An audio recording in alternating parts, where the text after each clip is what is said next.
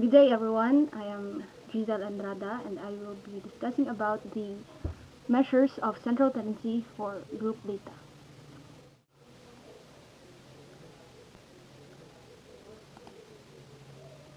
Measures of central tendency for group data. So we can recall from our previous lessons that the primary measures of central tendency are mean, median, and mode. But this time we will talk about on how to get these measures of central tendency from a group data. So when we say group data, these are the data that are classified into range values, meaning they are specified in a certain group. So let's take this for an example. So the following is the frequency distribution. This table is the frequency distribution of time spent in minutes. We've selected 50 elementary students to walk from their homes to school daily in a certain barrio. So like what I have said earlier, group data are those data that are arranged or classified into specific range values. In other words, these are the data that are specified in a certain class interval. This group or this particular range values are called class intervals. So, like for example, this 3 to 12 minutes, 13 to 22 minutes, and so on. So, in order for us to know the first step on solving a problem, we would also want, or we should also apply the 4 steps of problem solving by POYA. So we have a problem is given to us, so we should first understand the problem and let us consider the given data that are presented. So in here, we can identify or we can understand that there are 6 students who walk 3 to 12 minutes. This frequency here tells us how many students out of 50 elementary students who walk in this particular range of minutes. So in this frequency, it tells us that 8 students in this class interval walk from 13 to 22 minutes. There are 7 students out of 50 elementary students who walk 23 to 32 minutes. And there are also 12 students out of 50 who walk 33 until 42 minutes, 9 who walk from 43 to 52 minutes, 5 students who walk from 53 to 62 minutes, and 3 students who walk 63 to 72 minutes. So that is what the information is all about in this frequency table. So first we would be talking about the mean. So mean is one of those measures of central tendency. So from the previous lesson we discovered, or we have learned that mean is the average value of a data set. So in order for us to get the mean, we have to sum or add every data and divide it by the number of data that are being gathered. But for this kind of data, which is group data, we would know here right now how to get the mean. So it has a somewhat different formula. So there are actually 2 kinds of mean, which are sample mean and population mean. So this sample mean is the average value of a data that is extracted from a population mean, meaning this data comes not from the entire population of a certain observation, but a sample was extracted from it to represent the population mean. So population mean has this kind of formula, which is sample mean is actually denoted as x with a bar on top of it. Sample mean is equals to the summation of f sub I times x sub m sub I from 1 to n all over n minus 1. Later we will know what this is all about, or what is the value of this f sub I and x sub m sub I. So in the population mean, we have a somewhat the same to the sample mean, and we can see that the only difference is the dividend, the divisor. So this big letter N here represents the entire population of the data, and we can know that it is a population mean or sample mean by this difference. So you might ask, why is it the N here? N here actually represents the number of data that are gathered. So why in the sample mean, why is it subtracted by 1? So we all know that mean is actually an estimation only.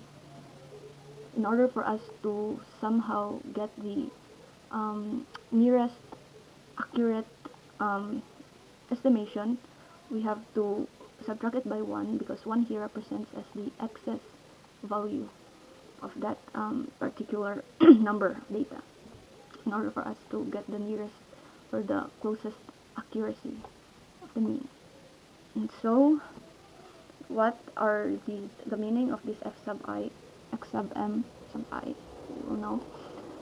F sub I is the frequency of a class interval. It is the frequency, how frequent the class interval, or how frequent are the data that belong to a particular class interval. So that is what this f sub I signifies. So x sub m sub I is the class mark or class midpoint of a class interval. So in this frequency distribution, the frequency is actually given in the problem, but in order for us to know the mean, or for us to calculate the mean, we should know first the value of x sub m sub I, or the class mark. So how can we get the class mark or class midpoint of a certain class interval? So all we have to do is to add the upper limit and the lower limit and divide the sum by the number of data. In other words, we have to get the average of the upper limit and the lower limit of a particular class interval. So it is obvious, diba? 3 in this class interval, 3 until 12, the upper limit is 12, meaning this is the maximum value, and the lower limit is 3.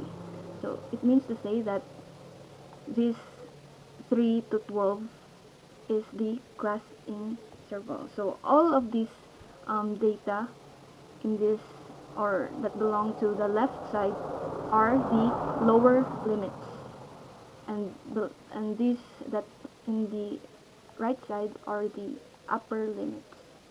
These are the minimum and these are the maximum. This is beginning of the class interval, and this is its end, or its limit, upper limit. So class mark, we have to add it, 3 plus 12, and then divide it by 2, because there are 2 numbers who are involved. So we would let's start here. 63 plus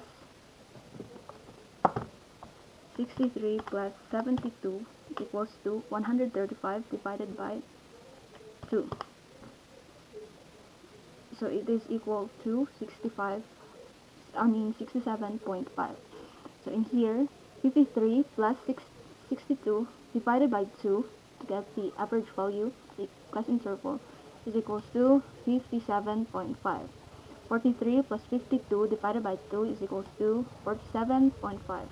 33 plus 42 divided by 2 is equals to 37.5. So in this data, we can know that there is a certain pattern. The interval of these class marks are actually 10. 57 minus 10 is equals to 57. 57 minus 10 equals 47. 47 minus 10 is equals 37.5. So we will know that the next class mark would be 27.5, and the next would be 17.5, And next would be 7.5. 3 plus 12 equals 15 divided by 2. It is 7.5. So now that we already got the class mark and the frequency according to the according to the formula, but let us first determine what kind of sample or what kind of mean should we get out from this example. Should we get or should we use the sample mean formula or the population mean? So by understanding the problem, it says here selected 50 elementary students. So from the word selected, we would know that not all elementary students are being asked or being um, being involved in the study, but only 50 students to represent the elementary students of a certain school. So we would use this formula, the sample mean. So taking all those data that we have calculated, the class mark, um, now we will substitute it. By the way, our n here is the number of data. It is actually stated here 50 elementary students, but we would like to check it by adding all the frequency. So 3 plus 5 plus 12, I mean plus 9 plus 12 plus 7 plus 8 plus 6 is equals to 50. So this is the value of our n, the number of data that are gathered. So in this example, we will substitute everything that we have already gathered. So the summation of the product of f sub I and x sub m sub I, or we should say the summation of the product of the frequency and class mark from 1 to 7. So why 7? Because there are 7 class intervals, 1, 2, 3, 4, 5, 6, and 7. From 1 first class interval until the 7th. Now we should continue to substitute. 50 minus 1 is equals to 49. And where did we get this 174? 1745. It says there that we should get the summation of the product of frequency and class mark. So first, to get the summation, we should first um, multiply each. So frequency 3 and class mark 67.5. We should multiply that. So 3 times 67.5 is equals to 2,202.5. 5 times 57.5 equals to 287.5. 9 times 47.5 is equals to 427.5. 12 times 37.5 is equals to 450. 7 times 27.5 is equals to 192.5. 8 times 17.5 is equals to 140. 6 times 7.5 is equals to 45. So now that we already gathered the product of each each interval's frequency and class mark, now we can add all of this, which is denoted as the summation. So the summation here actually tells you that you should add all the product of frequency and class mark from the first interval until the 7th. And that results to 1745. So let us continue. 1745 divided by 49 is equals to 35.61. So this is our sample mean of this frequency distribution. So next, let's proceed to the median. So the median, from what we have already understood, or we have already learned, median is the middle value of a given data set. But the median is actually the easiest to gather or to calculate in a data set, but it is much more complicated when the data is grouped rather than the ungrouped data.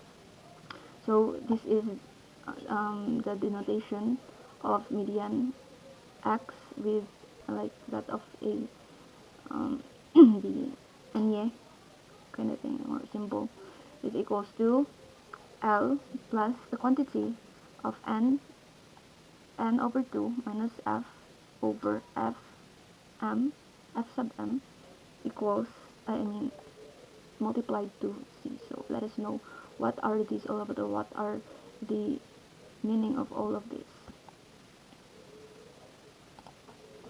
So L here, big letter L is the lower class boundary of the median class. So actually it it asks another data which is the class boundary. So before we would know the median class, we should first gather all the class boundary. In order for us to get the class boundary of a particular class interval, we should subtract 0.5 from the from the lower limit and add 0.5 to the upper limit. So in this class interval, the its boundaries are 62.5 and 72.5 for the upper limit. Now let us remember we should only subtract the lower limit. The lower limit here,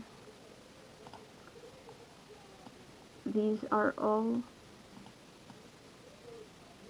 the lower limit, and all this data from the right are the upper limit. Subtract 63 by 0.5, then add 0.5 to 72 to the upper limit. So in this class interval, the result would be 52.5 to 62.5. So subtract 0.5 from the lower limit and then add 0.5 to the upper limit. So in this class interval, it would be 42.5 to 52.5. The next 32.5 to 42.5. And here 22.5 to 32.5. Next, the 13 would become 12.5, 22 become 22.5. 3 would become 2.5, 12 would become 12.5. So we can observe that the upper limit of the preceding class interval is equal to the lower limit of the next class interval, because class boundary, as simple as it sounds, is the boundary between class intervals. So the boundary of 12 from 12 to 13 is 12.5. It is their middle value. So now that we already gathered the data about the class boundaries, next we will know, or let us determine the class boundary of the median class. So what is this median class? Median class is the class interval whose cumulative frequency is greater than and nearest to the value of n over 2, whose cumulative frequency. So before we would know what is the median class of a certain frequency table, we should first determine what is each cumulative frequency.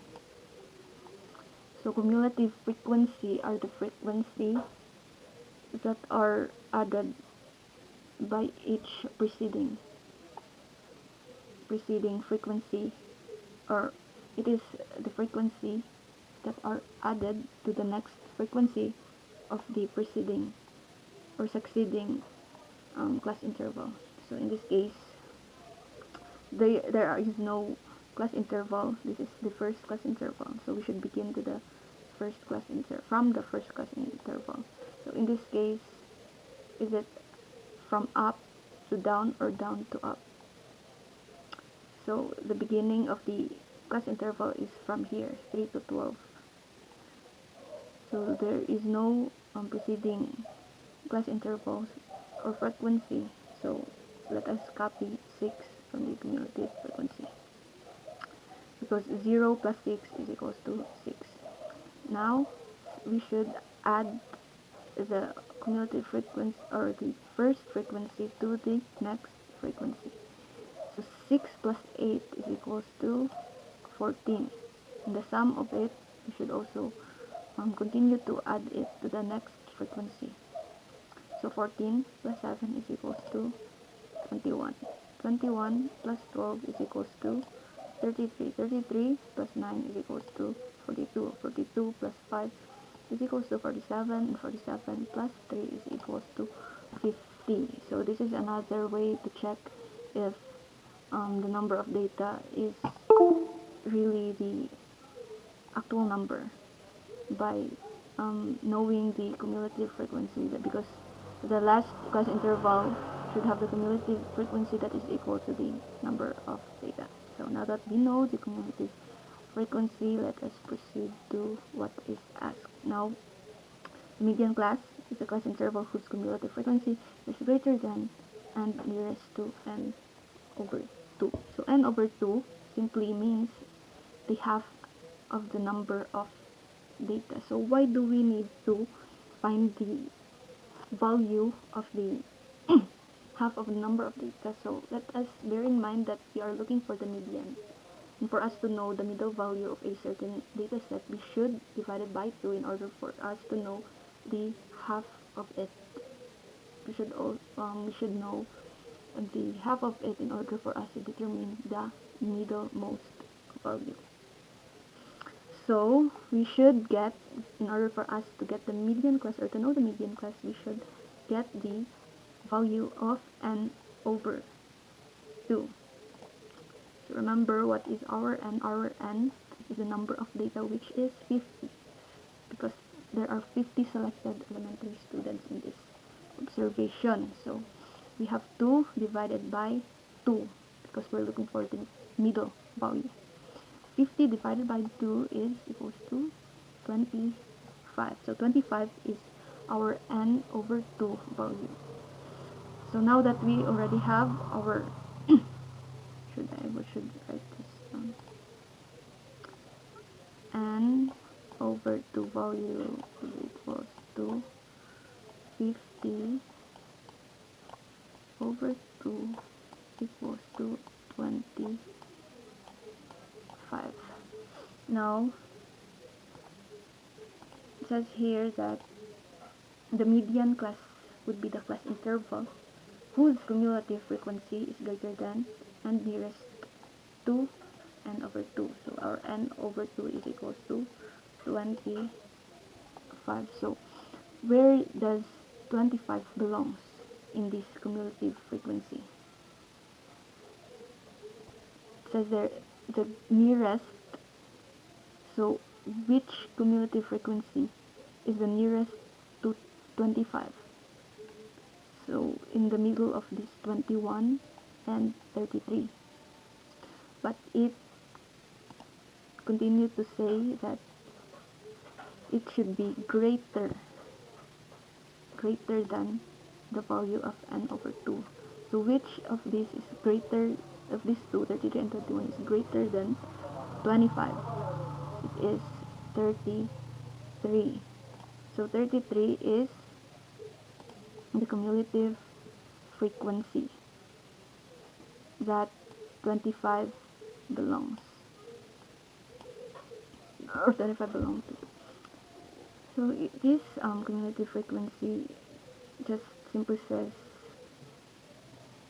that from this class interval has a frequency of cumulative frequency from 1 to 6, and this class interval has a cumulative frequency from 7 to 14. Why 7? Because we end up with 6 here, so we would start the second class interval with the number succeeding it. So from 14 would be 15 until 21. So this cumulative frequency here says that these are the limits of the frequency of a class interval, and this would be starting from 22 because we end up at 21 here until 33. So this is a clear illustration that 25 or n over 2 belongs to this cumulative frequency from 22 until 33. So this is now our median class. Why would it become our median class? Because by definition, it says here, median class is the class interval whose cumulative frequency is greater than and nearest to n over 2.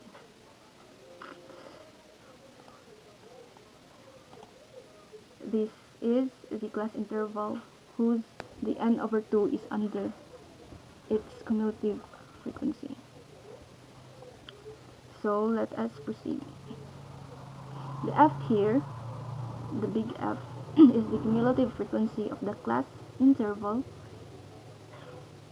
immediately before the median class. So we already know the median class. The median class is this 33 to 42. This is our median class. So the F value is the cumulative, or let's go back to the definition. This is the cumulative frequency. It is the cumulative frequency before the median class. So which of these is the cumulative from this cumulative frequency immediately before? So these are the frequency that are before the cumulative frequency of the class interval.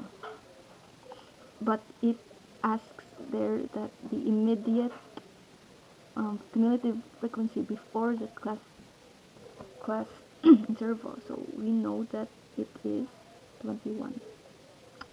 So the value of f would be 21.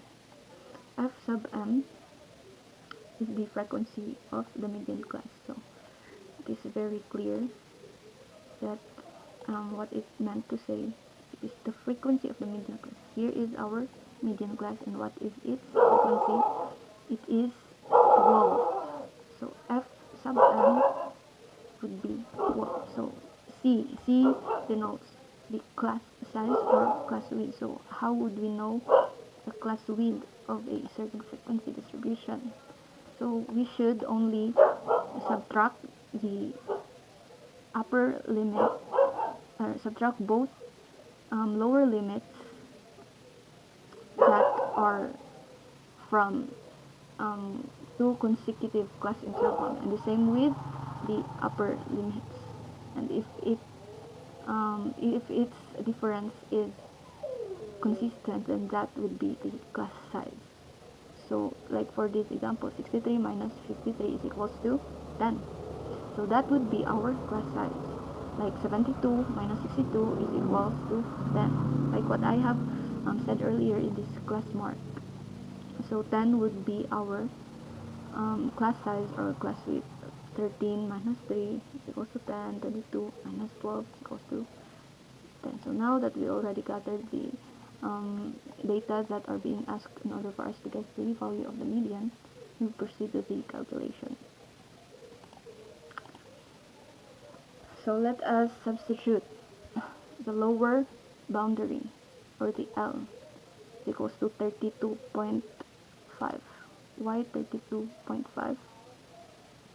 It is because 33 to 42 is our median class, and L simply asks for the, or L denotes the lower boundary of the median class. So the lower boundary, this is the class boundary, this is the upper boundary, 42.5, the upper boundary of the median class, and the 32.5 is the lower boundary of 33 to 42. So 32.5 is the value of our L.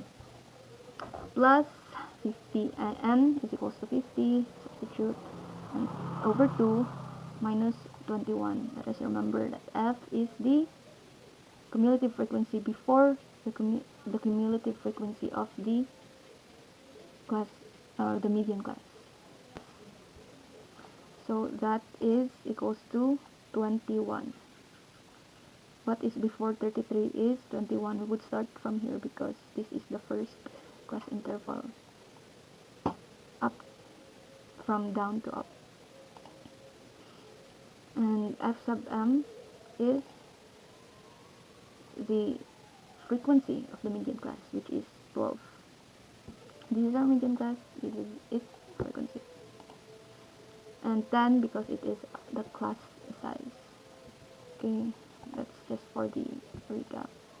Now let us simplify. 50 divided by 2, we all know 25 minus 21 would be 4. So 4 divided by 12 is equals to 0.3, unending 3. This is what this is trying to say. So 0.3 times 10 is equals to 3 point unending 3. So 3.3 plus 32.5 is equals to 35.83.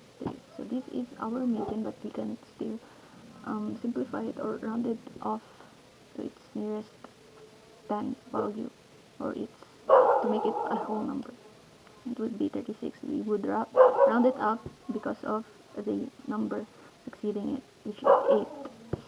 So the median value of this frequency distribution is 36. Now let us proceed to the next and the last measure of central tendency that we will tackle in this video. That would be mode. So mode, from the previous lesson we had, is the data that is that has the most frequent appearance.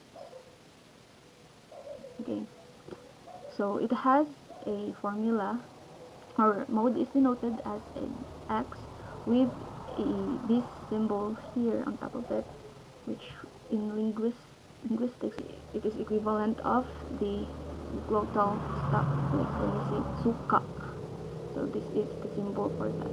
But anyways, mode is equal to L plus the quantity of F sub MO minus F sub A over twice the F sub MO minus the sum of F sub A plus F sub B times C. So let us first know what this denotation depicts.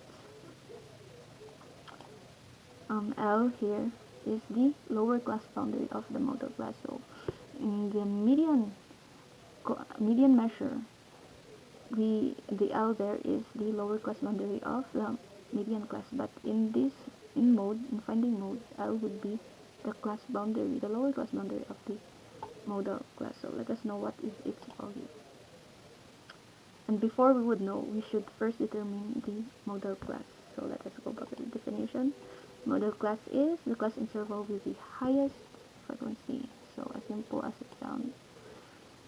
Let us determine the class interval with the highest frequency. So these are its frequencies, and let us determine which frequency is the highest. So we can easily say that 12 is the highest. It is very obvious. So what is its class interval? It belongs to the class interval of 33 to 42. So this also, aside from being the median class in this frequency distribution, it is also our modal class.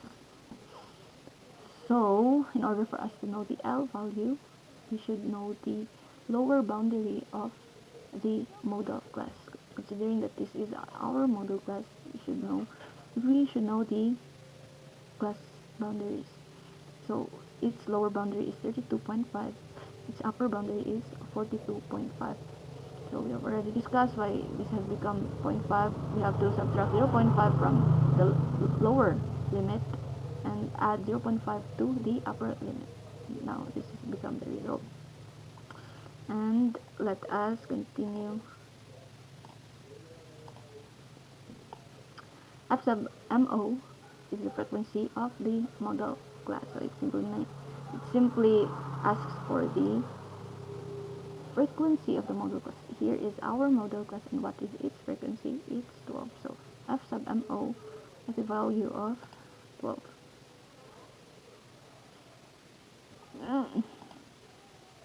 Value of 12. F sub A. So what does F sub A means? The frequency of the class interval immediately before the modal class. So this is our modal class. So what is the frequency before it? This is its frequency, and 7 is the frequency before the frequency of the modal class. So this is the value of F sub A. So why is it 7 and not 9? Because we are starting from the bottom upward, not from upward to bottom, because the starting point is from here, 3 to 12, not 63 to 72. This is the last class interval. And so what about F sub B? This is the frequency of the class interval immediately after the model class.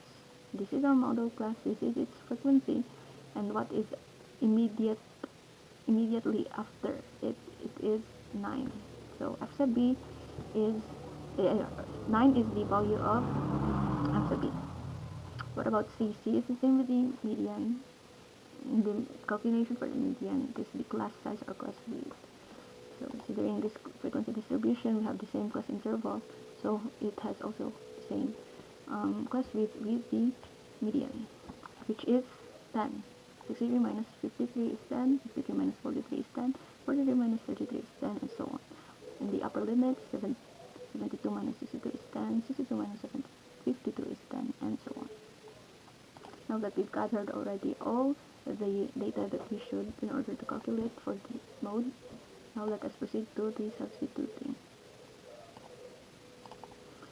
So 32.5, as I have already discussed or explained, is the lower boundary of the modal class. The modal class is the 33 to 42. And the lower boundary, in order to get the lower boundary, we should subtract 0.5 to the lower limit, which is 33. So 33 minus 0.5 is equals to 32.5. F sub MO is the frequency of the modal class. The class interval of 33 to 42 is our modal class. Its frequency is 12 according to the frequency table. 7, where did we get the 7? It is the immediate frequency before the frequency of the modal class.